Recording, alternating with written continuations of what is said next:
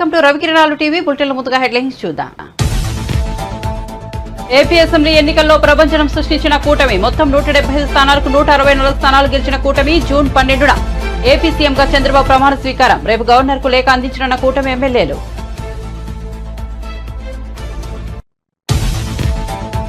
కాపల్లిలో నూకాంబిక అమ్మవారిని దర్శించుకున్న పవన్ కళ్యాణ్. మధ్యాహ్నం నూకాంబిక ఆలయానికి విచ్చేసిన జనసేనాని ఆలయ మర్యాదలతో స్వాగతం పలికిన అధికారులు. అమ్మవారికి అర్చనలు చేసిన పవన్ కళ్యాణ్.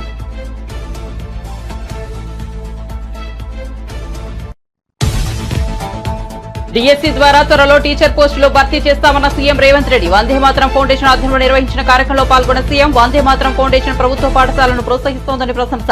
ఒక్కో విద్యార్థిపై ప్రభుత్వం 80,000 ఖర్చు చేస్తోందన్న ముఖ్యమంత్రి. పీఎంఎంఓలో మోదీ తొలి సంతకం. కిసాన్ నిధుల విడుదలకు సంబంధించిన ఫైల్పై తొలి సంతకం. 9.3 కోట్ల రైతుల ఖాతాల్లో 20,000 కోట్లు. రైతుల సంక్షేమానికి మోదీ తొలి ప్రాధాన్యం.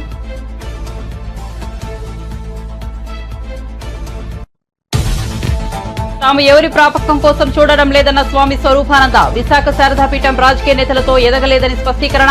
శ్రీశైలంలో కుంభాభిషేకం వద్దని జగన్ ప్రభుత్వానికి చెప్పామని వెల్లడి. తమ మాట వినిపించుకోలేదని, ఇప్పుడేం జరిగిందో అందరికీ తెలిసిందేనని వ్యాఖ్యలు.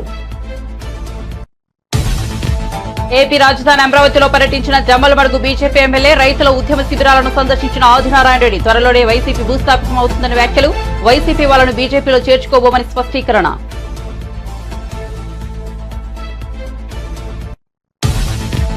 వైసీపీకి గుడ్ బై చెప్పిన నెల్లూరు మేయర్ స్రవంతి. తాము ఈ స్థాయిలో ఉండడానికి కోటంరెడ్డి శ్రీధర్ రెడ్డి కారణమన్న స్రవంతి దంపతులు. గతంలో తాము ఆయన వెంట టీడీపీలోకి వెళ్లలేకపోయామని విచారం. ఇప్పుడు కోటంరెడ్డి తమను హక్కును చేర్చుకోవాలని స్రవంతి విజ్ఞప్తి. ప్రజలు ఓడించిన జగన్ రక్త చరిత్ర ఆపడం లేదన్న లోకేష్. కర్నూలు టీడీపీ నేత గౌరీనాథ్ హత్యపై ఎమ్మెల్యే వ్యాఖ్యలు. హంతకులను వదిలేది లేదని సీరియస్ వాణి. వైసీపీ దాడులకు చెక్ పెడతామని ప్రజలకు హామీ.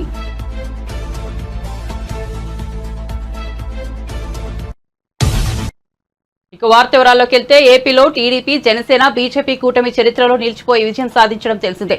ఏపీలో మొత్తం అసెంబ్లీ స్థానాలు 175 కాగా కూటమి ప్రపంచం సృష్టిస్తూ ఏకంగా 164 స్థానాల్లో జయభేరి మోగించింది. టీడీపీ 135, జనసేన 21, బీజేపీ 8 స్థానాల్లో గెలిచాయి. ఈ నేపథ్యంలో టీడీపీ అధినేత చంద్రబాబు జూన్ 12న ఏపీ ముఖ్యమంత్రిగా ప్రమాణ స్వీకారం చేయనున్నారు. దీనికి ముందుగా జూన్ 11 చంద్రబాబును కూటమి ఎమ్మెల్యేలు శాసనసభాపక్ష నేతగా ఎన్నుకోనున్నారు. కూటమి తరపున గెలిచిన 164 మంది ఎమ్మెల్యేలు విజయవాడలోని ఏ కన్వెన్షన్ సెంటర్లో సమావేశం కానున్నారు. ఈ కీలక భేటీ ఉదయం 9:30 జరగనుంది. చంద్రబాబును కూటమి నేతగా ఎన్నుకున్న అనంతరం ఎమ్మెల్యేలు ఆ మేరకు గవర్నర్ కు లేఖ అందజేయనున్నారు. ఈ లాంఛనం ముగిసిన అనంతరం ప్రభుత్వం ఏర్పాటు చేయాలని చంద్రబాబును గవర్నర్ కోరనున్నారు.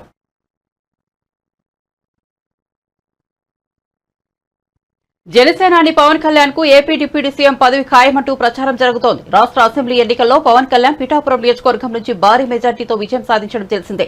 పవన్ కళ్యాణ్ అనకాపల్లిలోని నూకాంబిక అమ్మవారి ఆలయాన్ని సందర్శించారు. ఆలయ వర్గాలు జనసేనానికి ఆలయ మర్యాదలతో స్వాగతం పలికారు. అనంతరం పవన్ నూకాంబిక అమ్మవారిని దర్శించుకుని అర్చనలు చేశారు. ఈ సందర్భంగా అర్చకులు ఆయనకు వేద ఆశీర్వచనాలు అందించారు. ఆలయ అధికారులు పవన్ కు అమ్మవారి చిత్రపటాన్ని బహూకరించారు.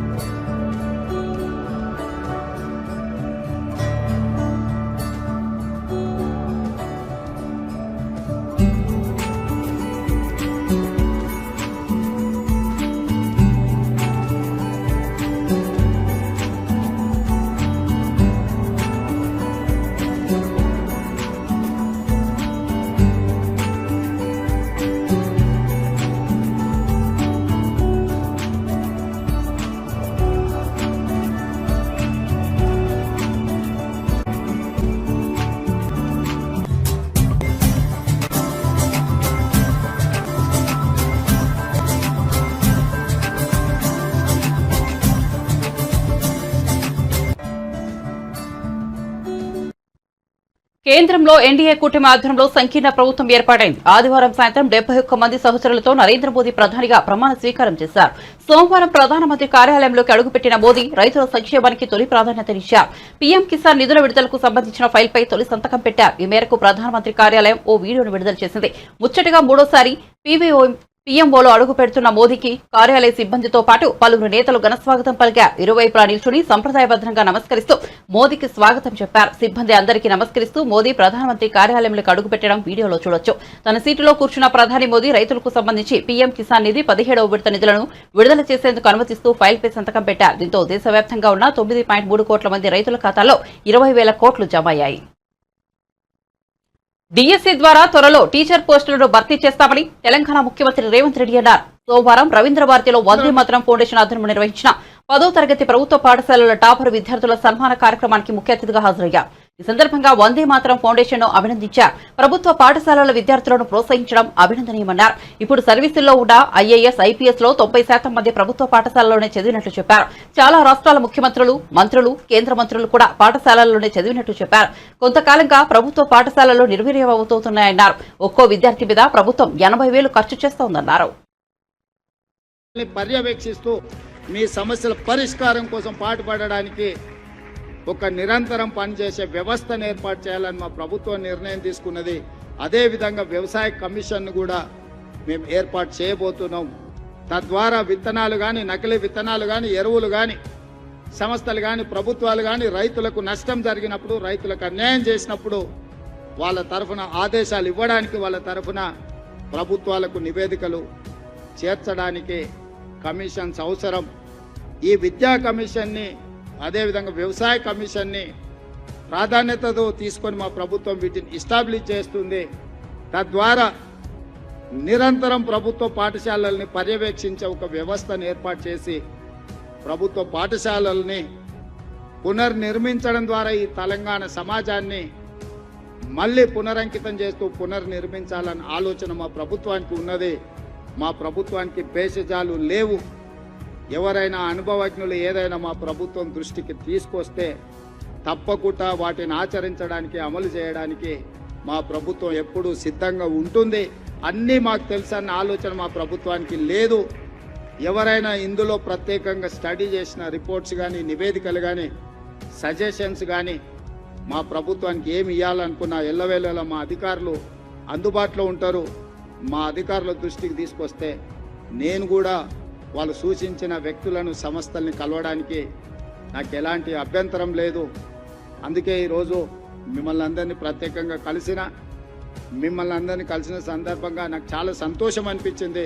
ప్రభుత్వ పాఠశాలల్లో కూడా ప్రతిభ కలిగిన విద్యార్థులు ఉన్నారంటే మీ విద్యార్థులు, మా ప్రభుత్వం తరఫున ఈ రాష్ట్రానికి గౌరవం తెచ్చిన విద్యార్థులు మళ్ళొకసారి విద్యార్థులకు ఇక్కడికి వచ్చిన 230 మంది అనుకుంటాను విద్యార్థులు ఇక్కడికి వచ్చిండ్రు. మీకు అందరికీ మనస్ఫూర్తిగా అభినందనలు తెలియజేస్తూ, ఇంతకుముందు ఫ్రీ అడ్మిషన్ అనేది అన్నారు, మరి అది ఇంటర్వ్యూసా ఫ్రీనా నాకు అర్థం కాలే. మా బుర్రా వెంకటేశం గారికి నేను ఆదేశాలు ఇస్తున్నా, ఈ 10/10 వచ్చిన విద్యార్థులకు ఫ్రీ అడ్మిషన్స్ కావాలని వాళ్ళు ఒక సూచన చేసిండ్రు. అదేందో నోట్ చేసుకొని వాళ్ళ ఫీ గవర్నమెంట్ పే చేయాలన్నా మాకు అభ్యంతరం లేదు. రెసిడెన్షియల్ కాలేజీలలో వాళ్ళ అడ్మిషన్లు అయినా తక్షణమే ఆ అడ్మిషన్స్ ఎట్లా వాళ్ళకి ఇప్పించాలనో మా సెక్రటరీ గారు ఇమ్మీడియట్గా దాని మీద దృష్టి పెట్టాలి. భవిష్యత్తులో కూడా ఈరోజు 10/10 సాధించిన విద్యార్థులకు నా సూచన, మళ్ళీ ఇంటర్మీడియట్లో కూడా స్టేట్ ర్యాంక్స్ తీసుకొని రావాలి. చాలామంది 10th క్లాస్లో బాగా వస్తారు, బాగా చదువుకున్నామని ఇంటర్లో జాయిన్ కాగానే కొంత విద్య పట్ల నిర్లక్ష్యం వహిస్తారు. ఈ 10th క్లాస్లో వచ్చిన గవర్నమెంట్ స్టూడెంట్స్ అందరూ ఇంటర్మీడియట్లో కూడా 12th క్లాస్లో కూడా మీరు మంచిగా రాణించాలి. మీరు భవిష్యత్తులో డాక్టర్లు, లాయర్లు, ఇంజనీర్లు, ఐఏఎస్లు, ఐపీఎస్లు కావాలని మేము ఆకాంక్షిస్తూ మీ అందరికీ ఈ ప్రభుత్వం అండగా నిలబడుతుంది. సమస్యల్ని పరిష్కరిస్తాం. ఉన్న సమస్యలు, నిరంతరంగా ఉండే సమస్యలు వీలైనంత మేరకు మీ సమస్యలు పరిష్కరించి మీకు మా ప్రభుత్వం ఉన్నది, ప్రజాప్రభుత్వం ఉన్నది, ఈ రాష్ట్రంలో ప్రజాపాలన జరుగుతున్నదనే నమ్మకం, విశ్వాసం కల్పించే విధంగా మా ప్రభుత్వం ముందుకు వెళ్తుందని తెలియజేస్తూ మీ అందరి దగ్గర సెలవు తీసుకుంటున్నాను. జై హింద్. తాము ఎవరి ప్రాపకం కోసం చూడడం లేదని, ఇది భక్తులతో ఎదిగిన పీఠమని, రాజకీయ నాయకులతో ఎదిగిన పీఠం కాదని విశాఖ శారదాపీఠం అధిపతి స్వామి స్వరూపానందేంద్ర సరస్వతి స్పష్టం చేశారు. ఎవరి ముందు చేయి చాచే పరిస్థితి తమకు లేదని అన్నారు. ఇది ఒక ఆధ్యాత్మిక పీఠమని, ధర్మం కోసమే తాము పనిచేస్తామని ఉద్ఘాటించారు. గత 4 ఏళ్ల నుంచి మేం ప్రెస్ మీట్ పెట్టలేదు. ఇదే మొదటిసారి. రాష్ట్రంలో ప్రభుత్వం మారింది. భారతదేశానికి దిశానిర్దేశం చేస్తున్న బీజేపీ మూడోసారి అద్భుతంగా గెలుపొందింది. కానీ అయోధ్య, ఉజ్జయిని వంటి క్షేత్రాలను గొప్పగా అభివృద్ధి చేసి కేదార్నాథ్, బద్రీనాథ్ వంటి క్షేత్రాలకు రహదారి సదుపాయాలు కల్పించిన మోదీ గత రాత్రి మూడోసారి ప్రధానిగా ప్రమాణం చేయడం మాకు చాలా ఆనందం కలిగించిందని పేర్కొన్నారు. కేదారు, బద్రీ, గంగోత్రి ప్రాంతాల్లో భక్తులు బాగా ప్రశాంతంగా వెళ్ళేటట్టు వెడల్పమైన రోడ్లు ఏర్పాట్లు చేసిన మోడీ మూడవసారి నిన్న రాత్రి ప్రమాణ స్వీకారం చేయడం మాకు చాలా ఆనందం వేసింది.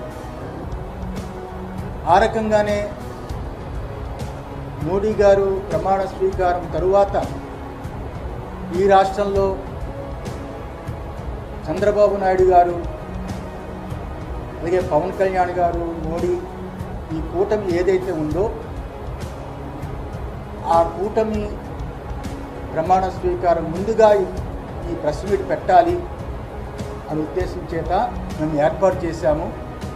మాకు ఆనందకర విషయం ఏమిటంటే నిన్న క్యాబినెట్లో నేను పుట్టేది శ్రీకాకుళం జిల్లా,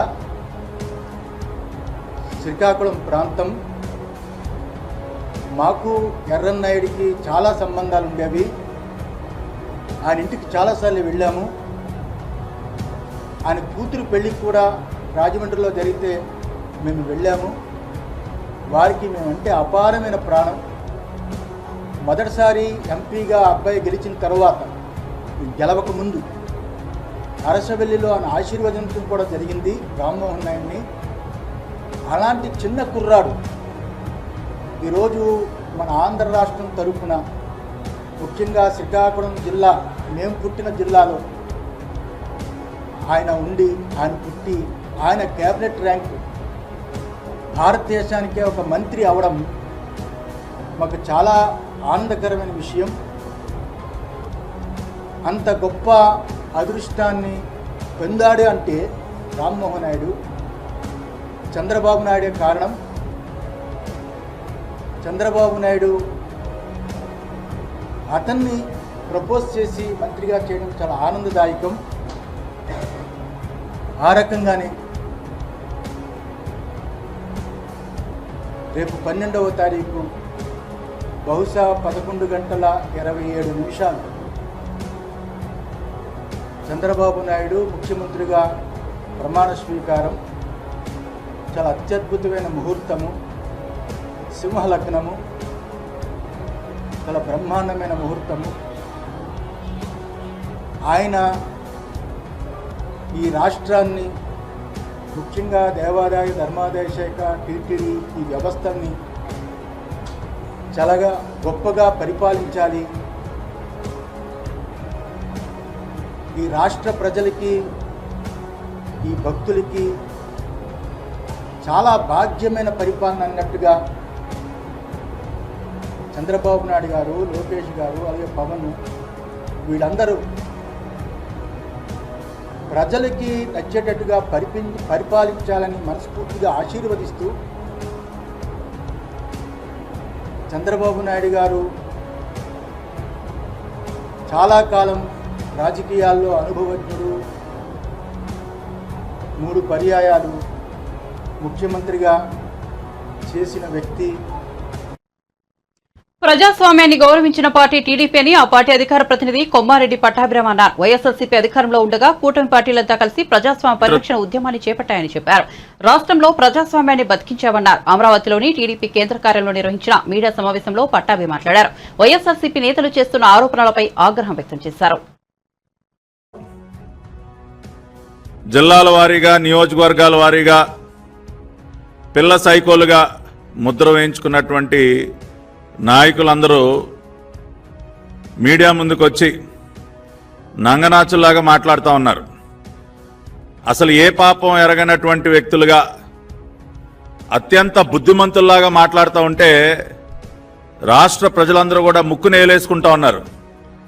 ఓరు మీ దుంపదగా ఏం మాట్లాడుతూ ఉన్నారా, మీరు చేసినటువంటి పిచ్చి చేష్టలేంటి, మీరు మాట్లాడుతున్నటువంటి మాటలు ఏంటని చెప్పి. జూన్ 4వ తేదీన మీ అందరికీ తెలుసు,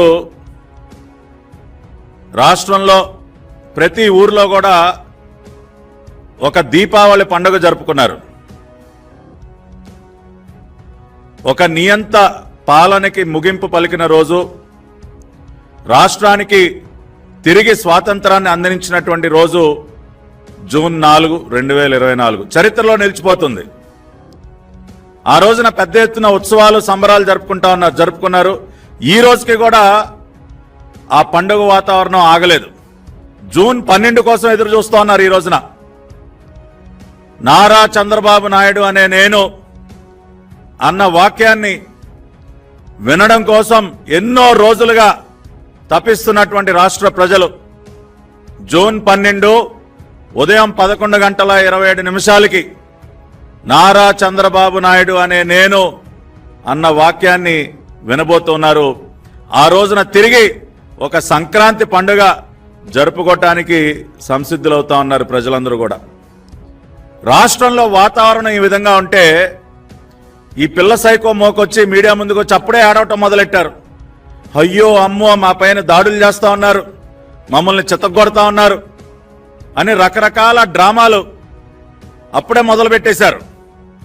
కానీ జరుగుతున్నటువంటి వాస్తవాలు ఏంటో ఒకసారి గమనిస్తే, నిన్న కర్నూలు జిల్లాలో బొమ్మిరెడ్డిపల్లిలో మా పార్టీ నాయకుడు గిరినాథ్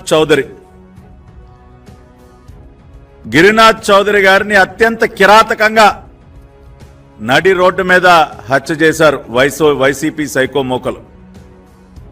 మాజీ ఎమ్మెల్యే కంగాటి శ్రీదేవి కుటుంబ సభ్యులు, అనుచరులు మా పార్టీ నేత గిరినాథ్ చౌదరిని అత్యంత కిరాతకంగా నడి రోడ్డు పైన హత్య చేశారు. నిన్న 24 గంటలు కూడా అవలేదు. దీనికి ఏం చెప్తారు ఈ పిల్ల సైకోలు? ఇవాళ హింసని ప్రేరేపిస్తున్నది ఎవరు? హింసకి పాల్పడుతున్నది ఎవరు? గిరినాథ్ చౌదరిని చంపింది వైసీపీ పిల్ల సైకోలు, అవునా కాదా? ఇవాళ నంగనాచుల్లాగా మీడియా ముందుకు వచ్చి మాట్లాడుతున్నటువంటి ఆ గుడివాడ గుట్కాగాడిని అడుగుతా ఉన్నా, ఎరా కొడాలి నాని, ఎవర్రా చంపింది?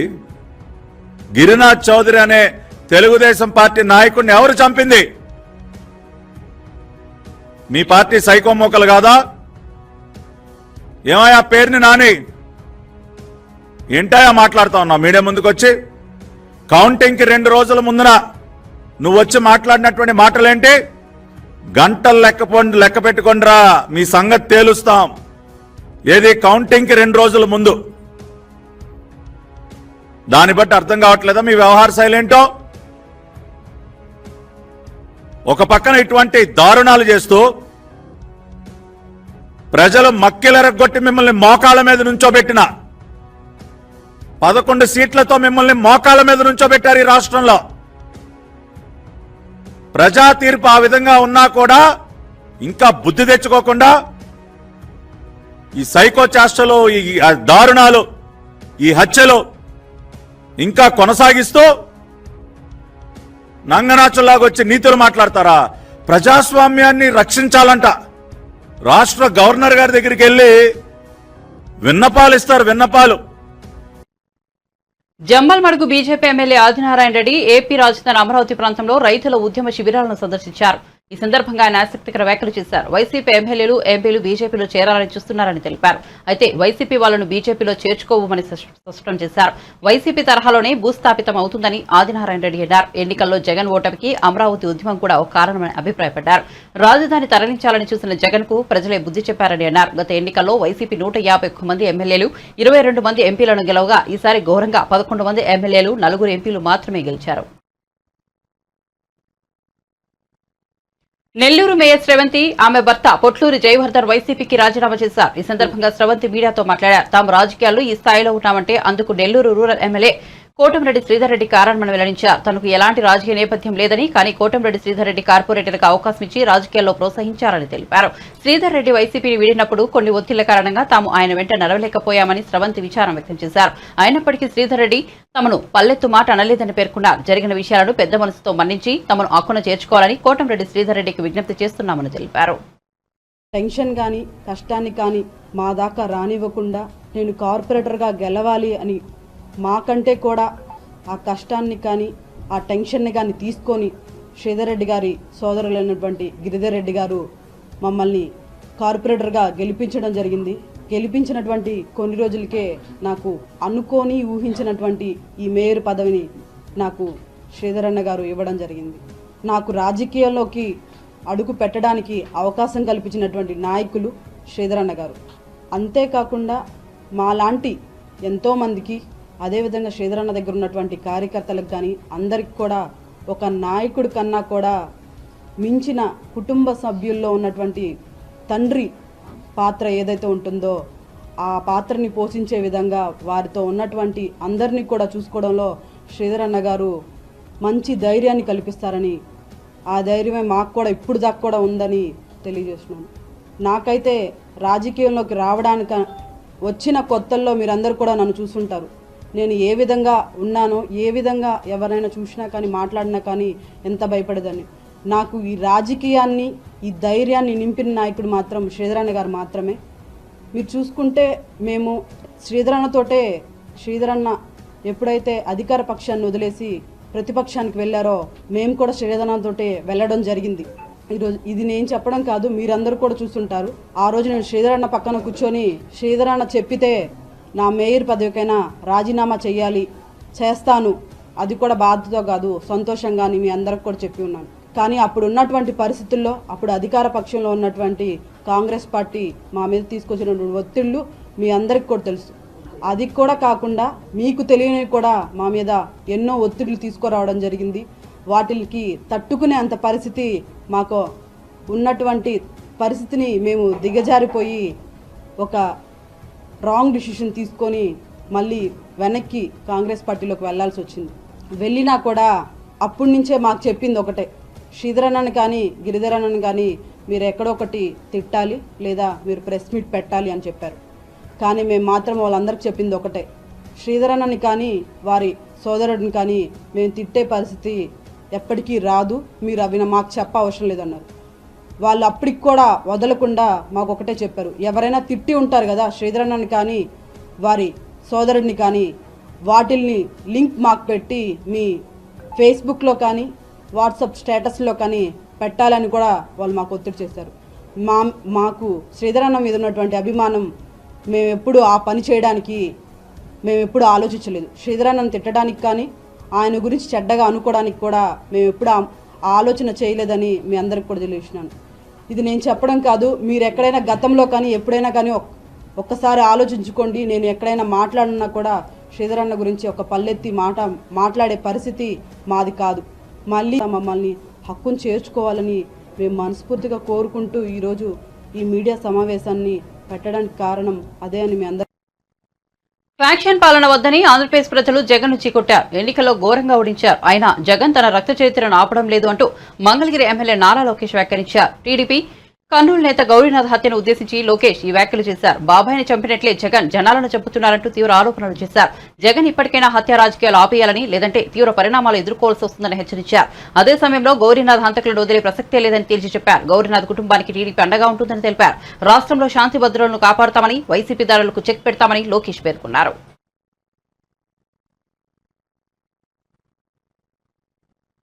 ప్రముఖ నటుడు హిందూపురం ఎమ్మెల్యే నందమూరి బాలకృష్ణ తన పుట్టినరోజు సందర్భంగా సూగూరు ఆంజనేయ స్వామిని దర్శించుకున్నారు. ఆలయ సిబ్బంది ఆయనకు స్వాగతం పలికారు. ఈ సందర్భంగా బాలయ్య ప్రత్యేక పూజలు నిర్వహించారు. అనంతరం ఆయనకు స్వామివారి తీర్థ ప్రసాదాలను అందజేశారు. శాలువాతో సత్కరించి వినాయకుని చిత్రపటాన్ని బహూకరించారు.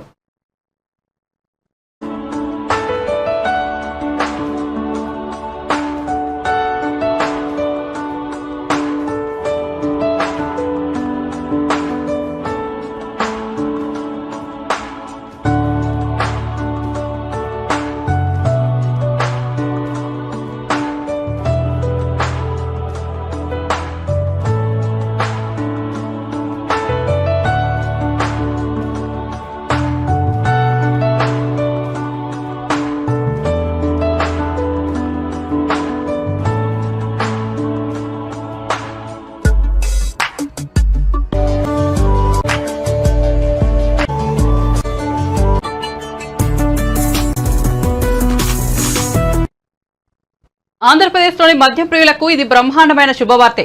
గత 5 ఏళ్లుగా బ్రాండెడ్ మద్యం కోసం కళ్ళు కాయలు కాచేలా ఎదురుచూసిన వారి ఆశలు ఫలించాయి. ప్రభుత్వం మారడంతో బ్రాండెడ్ మద్యం మళ్లీ దిగుమతి అవుతోంది. కొత్త స్టాక్ తో మద్యం దుకాణాలు కలకలలాడుతున్నాయి. తాజాగా కింగ్ ఫిషర్ బీర్లు గోడౌన్లకు చేరుకున్నాయి. గోదాములోని లారీల నుంచి బీర్లను అన్లోడ్ చేస్తున్న వీడియోను టీడీపీ అధికార ప్రతినిధి ఆనం వెంకటరమణారెడ్డి తన ఎక్స్ ఖాతాలో పంచుకున్నారు. ఏపీ నుంచి మాయమైపోయిన బీర్లు మళ్లీ వచ్చాయని ఆయన దానికి క్యాప్షన్ తగిలించారు. ఈ వీడియోపై నెటిజన్లు సంతోషం వ్యక్తం చేస్తూ కామెంట్లు పెడుతున్నారు. కింగ్ ఫిషర్ ఒకటే కాదని పలానా బ్రాండ్లు కావాలంటూ వాటి లిస్టు కూడా పెడుతున్నారు. దీనికి స్పందించిన ఆనం త్వరలోనే అన్ని మద్యం బ్రాండ్లు దొరుకుతాయని పేర్కొన్నారు. మరోవైపు ఇష్టమైన మద్యం మళ్లీ అందుబాటులోకి వస్తుండటంతో నెటిజన్లు మీమ్స్ తో సెలబ్రేట్ చేసుకుంటున్నారు.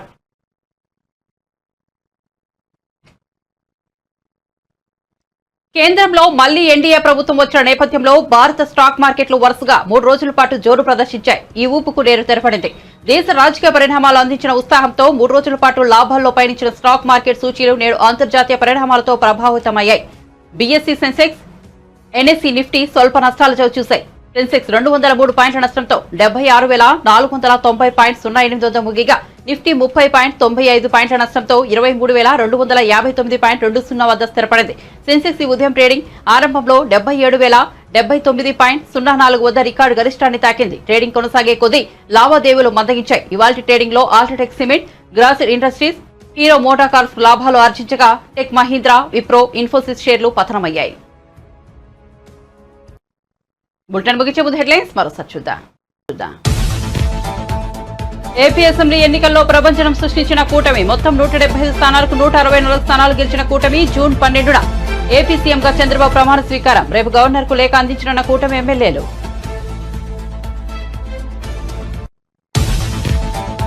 కాపల్లిలో నూకాంబిక అమ్మవారిని దర్శించుకున్న పవన్ కళ్యాణ్. మధ్యాహ్నం నూకాంబిక ఆలయానికి విచ్చేసిన జనసేనాని ఆలయ మర్యాదలతో స్వాగతం పలికిన అధికారులు. అమ్మవారికి అర్చనలు చేసిన పవన్ కళ్యాణ్.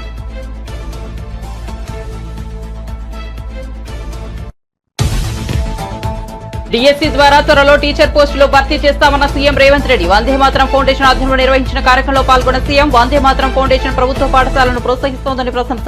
ఒక్కో విద్యార్థిపై ప్రభుత్వం 80,000 ఖర్చు చేస్తోందన్న ముఖ్యమంత్రి.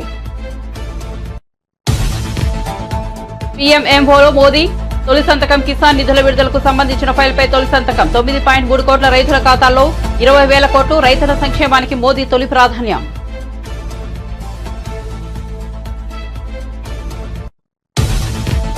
తాము ఎవరి ప్రాపకం కోసం చూడడం లేదన్న స్వామి స్వరూపానంద. విశాఖ శారదాపీఠం రాజకీయ నేతలతో ఎదగలేదని స్పష్టీకరణ.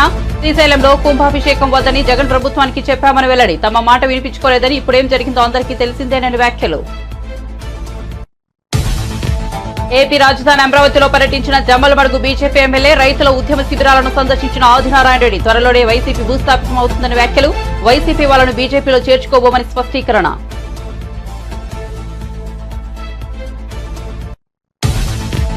వైసీపీకి గుడ్ బై చెప్పిన నెల్లూరు మేయర్ స్రవంతి. తాము ఈ స్థాయిలో ఉండడానికి కోటంరెడ్డి శ్రీధర్ రెడ్డి కారణమన్న స్రవంతి దంపతులు.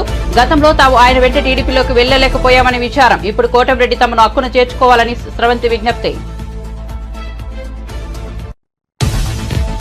ప్రజలు ఓడించిన జగన్ రక్త చరిత్ర ఆపడం లేదన్న లోకేష్. కర్నూలు టీడీపీ నేత గౌరీనాథ్ హత్యపై ఎమ్మెల్యే వ్యాఖ్యలు. హంతకులను వదిలేది లేదని సీరియస్ వాణి. వైసీపీ దాడులకు చెక్ పెడతామని ప్రజలకు హామీ.